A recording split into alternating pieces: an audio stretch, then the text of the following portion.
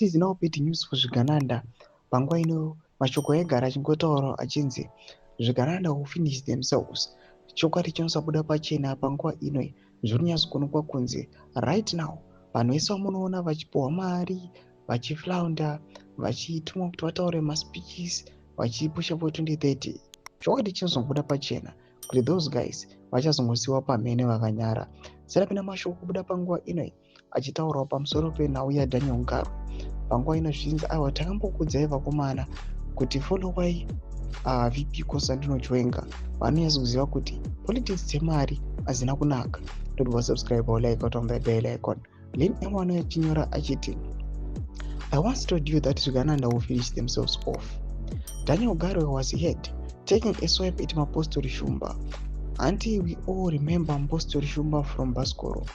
Mpostori Shumba is a trusted lieutenant of the first family. He is married to 4 wives, and 2 of his younger wives are under children who are aged 17. He is now campaigning in Daniel Ngaru's constituency, and Daniel is not happy with him.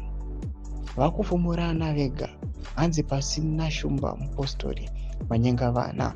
Ndio mashoko ari kubuda panguva ino muvhidhio ramuri kuona rapostwa naLynn M.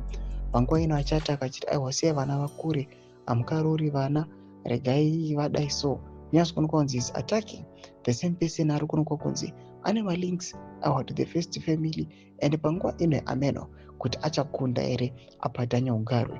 Panguva ino achinyatsokufila challenged achiona munhu apinda muconstituency make ava kurana against him. Mashoko ari kunyatsobuda pachena kuonekwa kunzi these people were relaxed. Vana Daniel Ngaru vangokuenjoya kudya mari panguva ino vasingachaiti service. Now vakuuya pakuspeak waipiwa off, vakunyatsokuona kuti vakomuna mari kana vapinda ivo zvatakwa. Imbotisa mafunguro enyu motodii pamusoro pechitiko ichi. Pinda comment section medu, subscribe or like, chita on the bell icon.